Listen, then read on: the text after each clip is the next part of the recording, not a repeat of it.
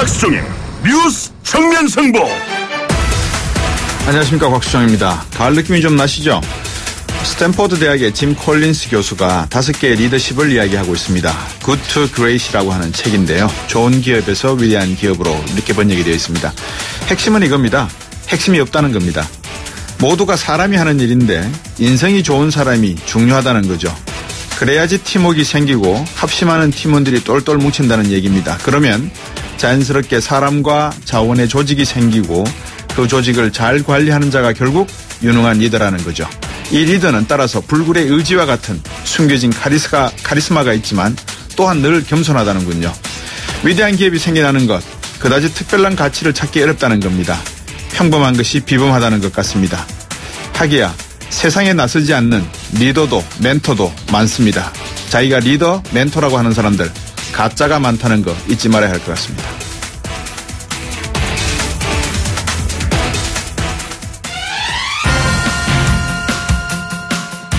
저희가 준비한 순서입니다. 국민의당이 오늘 27일 새로운 당대표 선출하죠. 오늘 전당대회 앞두고 첫 TV토론회 열렸습니다. 1부에서 국민의당에 메리켈이 되겠다고 출마 선언한 이현주 의원 전화 연결하겠습니다. 출마 의견 들어보도록 하고요.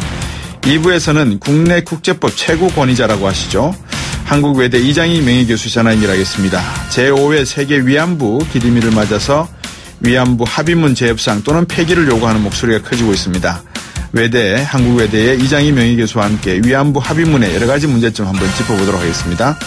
그리고 3부와 4부에서는 팩트 정면 승부 추론문 시간입니다. 시사인의 고재열 기자와 팩트체크 전문 미디어 뉴스톱의 김준일 팩트체커 함께 종교인 과세 논란에 대해서 체크해 보겠습니다.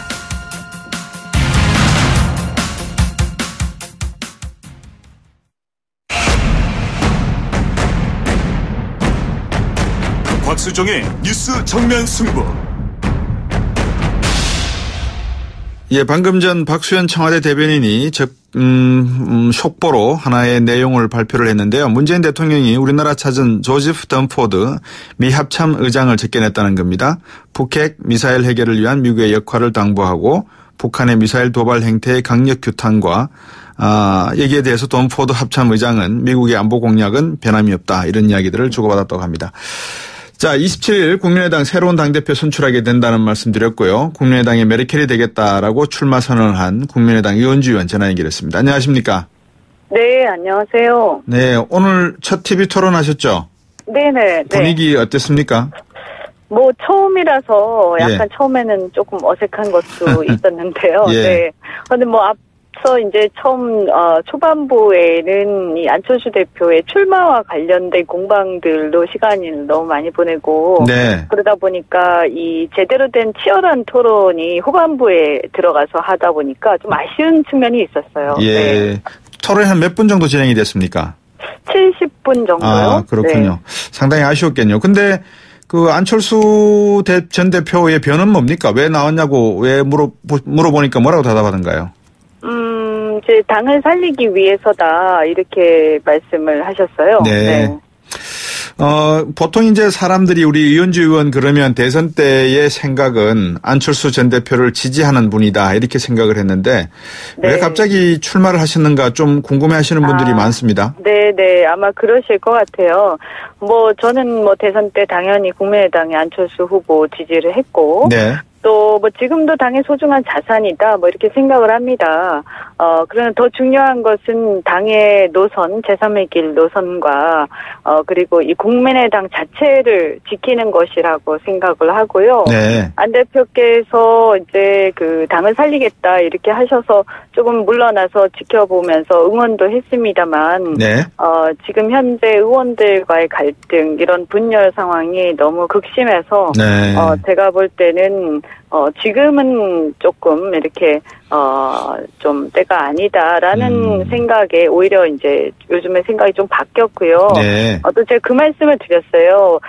만약에 본인이 당을 살리겠다 이렇게 생각을 하시더라도 사실은 당 대표가 된 후에 이 의원들이나 당의 어떤 그 핵심 당직자들이나 이제 당원들하고 함께 가야 되는 거 아닙니까? 그러면 지금 이 반대를 극심하게 하는 대다수의 의원들을 적극적으로 설득하고 어떻게 보면 십고초려라도 해야 되는 상황인데 네. 사실은 그런 부분들에 있어서 옆에서 지켜보면서 너무너무 안타까웠고요. 예. 이렇게 해서 그러면 이제 당대표가 되신 후에 이 갈등 상황 어떻게 수습하려고 하시는가 이런 생각들이 많이 들었습니다. 네. 그렇군요. 아마 그런 질문들을 오늘 하셨을 것 같은데 이현주 의원 그러면 뭐 저들도 인터뷰했을 때 말씀하시는 걸 들어보면 자신의 정치 철학이나 소신에 대해서는 분명히 이야기를 하시는 분 것 같고 그러다 보니까 결국은 이번 전대에서도 끝까지 가실 거 아니겠습니까? 그렇죠? 그건 뭐 당연한 거죠. 예. 지금 국민의당이 사느냐 죽느냐 이런 위기 상황에 있기 때문에요. 네. 제가 뭐 누구를 도와주러 나왔다. 네. 뭐 이런 썰도 있긴 있더라마는 예. 있습니다마는 예. 그렇게 여유로운 예.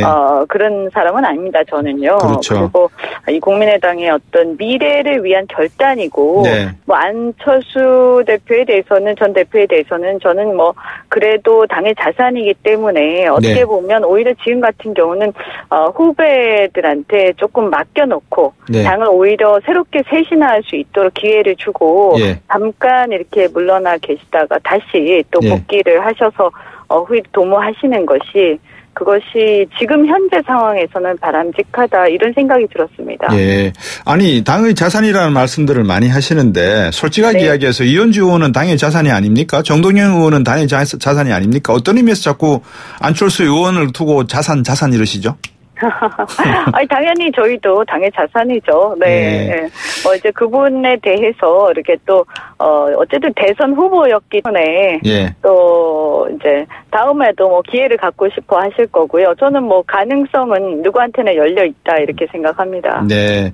혹시 안철수 전 대표하고 이렇게 만나셔가지고 이야기하시거나 토론회 하시기 전에 좀 물러나 보시라 이렇게 설득도 한번 해보신 적이 있습니까?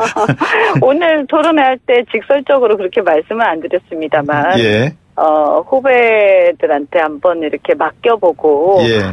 좀 나중에 복귀를 하시는 게 예. 좋지 않겠느냐라고 예전에 말씀드렸던 것도 잠깐 언급을 했고요. 네. 네, 어쨌든 뭐 이렇게, 사실 굉장히 지금 상황은 뭐 그분이 이제 당대표가 되었을 때 또 걱정되는 부분들이 있어서 네. 저는 지금은 어쨌든 조금 이렇게 뒤로 물러나 계셨다가 나중에 또 저희가 얼마든지 당을 새롭게 이렇게 세운 다음에 또 내년에 선거가 있지 않습니까?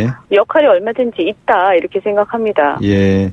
앞에서 당 내에서 의원들 간에 어떤 극심한 내분도 있다. 또 당 대표가 된다 하더라도 과연 안철수의 리더십으로 그런 내분을 잠재울 수 있는가 이런 데 의문이 있다. 기본적으로 그렇게 보시기 때문에 생채기가 나기 전에 좀 물러서서 있다가 재등장하는 게 어떻겠나 이런 말씀이신 거죠?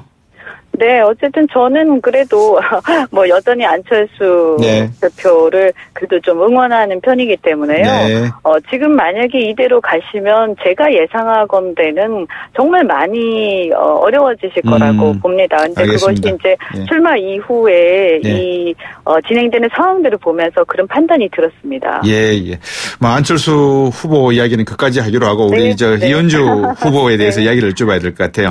자, 새로운 세대, 젊음 이것을 내세우시면서 새로운 국민의당에 한번 기치를 내거시는 것 같은데 지금 대선 패배와 제보 조작 사건이 어쨌든 간에 당을 지금 이렇게 움켜잡고 있는 상황 아니겠습니까? 그죠?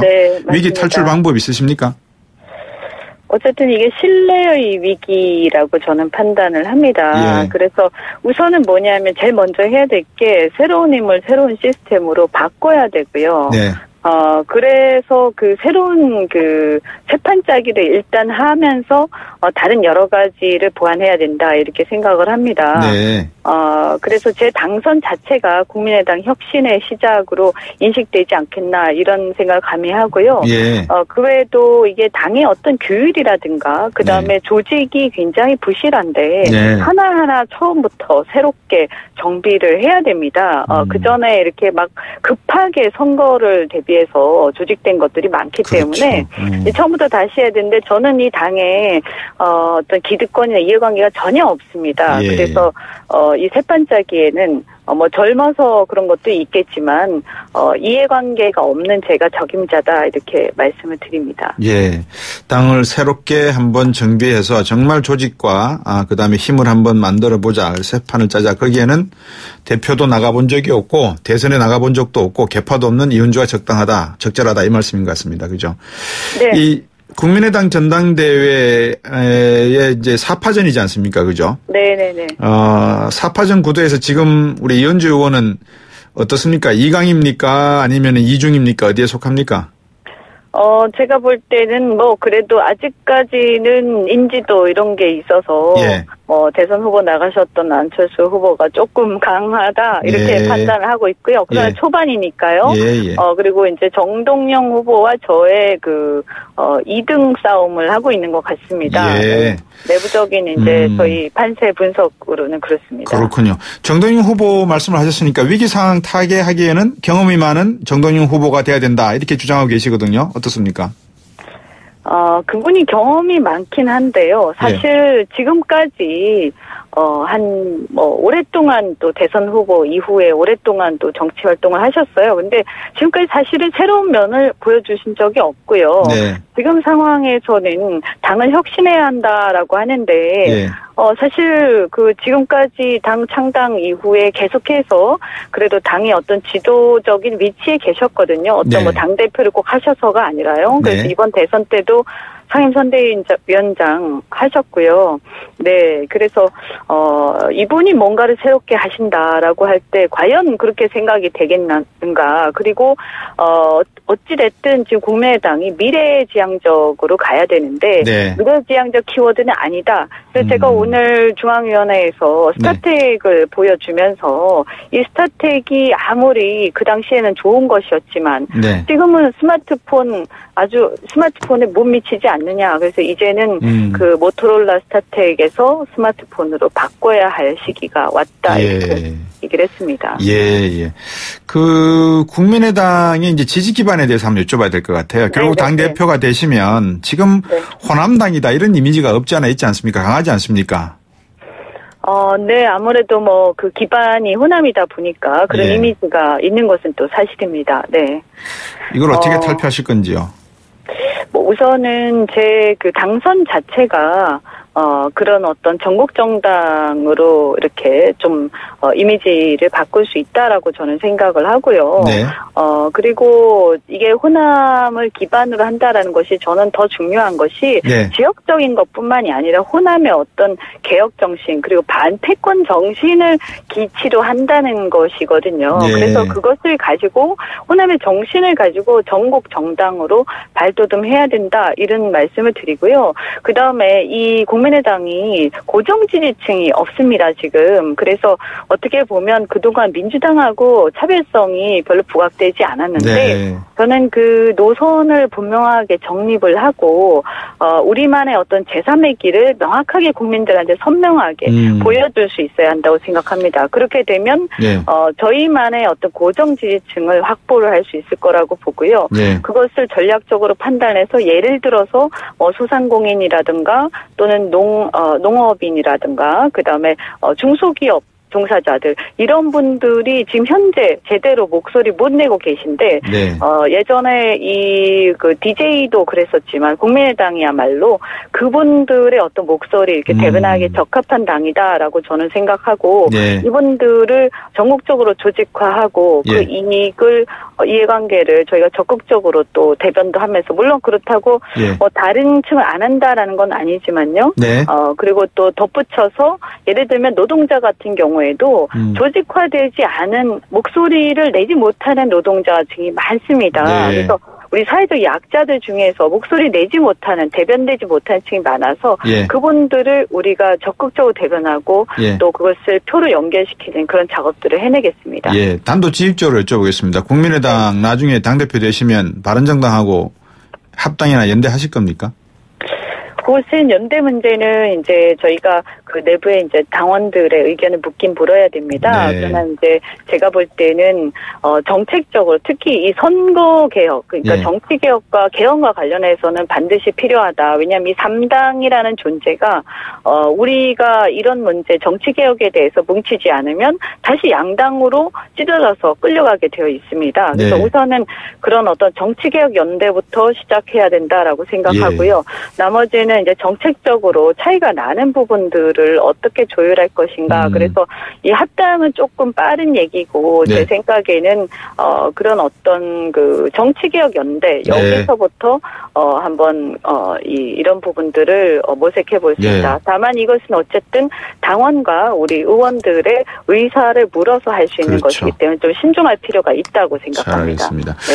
지방선거 승리 위한 전략 구도를 갖고 계시는지요? 아까 잠깐 말씀드렸는데요. 예. 어떤 국민들이 우리 국민의당을 뭐 괜찮다라는 정도만 가지고는 선거에서 승리할 수 없습니다. 네. 적극적으로 지지를 하셔야 많은 당 중에서 표를 찍게 되는 것인데요. 예. 그래서 이것을 위해서는 노선을 좀 정립을 할 필요가 있다 이렇게 말씀드리고요.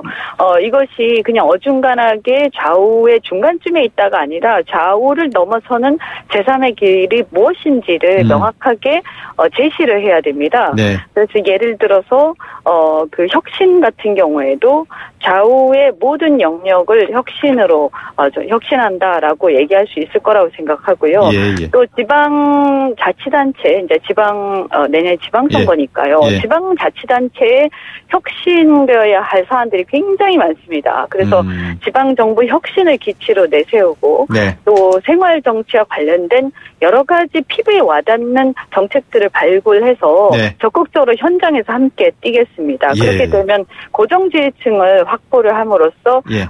우리 당의 존재감을 살릴 수 있다 이렇게 생각합니다. 방금 길게 말씀 주신 게 8037번님이 구체적으로 이원주 의원의 노선을 듣고 싶습니다에 대한 답인 것 같습니다.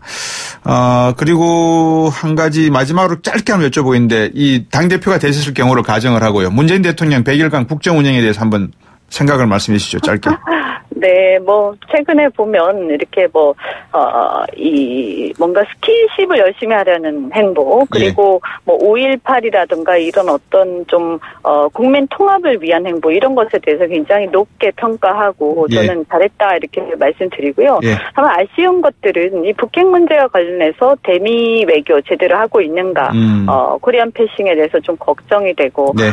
또 더 심각하게 제가 생각하고 있는 것은 좀 지나치게 이게 선심성 포퓰리즘 정책으로 가고 있는 게 아닌가. 그래서 국가 재정이라든지 우리 아이들의 미래에 대해서 전혀 이것이 담보되지 않는 상황으로 가고 있다. 그래서 걱정을 많이 하고 있습니다. 네. 오늘 말씀 잘 들었습니다. 더 많은 시간을 드렸으면 좋겠는데 이 정도만 해도 충분히 청취자분들께서 이원주 의원의 노선과 정책에 대해서 관심을 가졌을 것 같습니다. 고맙습니다. 오늘 말씀. 네, 고맙습니다. 네, 이원주 국민의당 의원이었습니다. 입으로 돌아오겠습니다.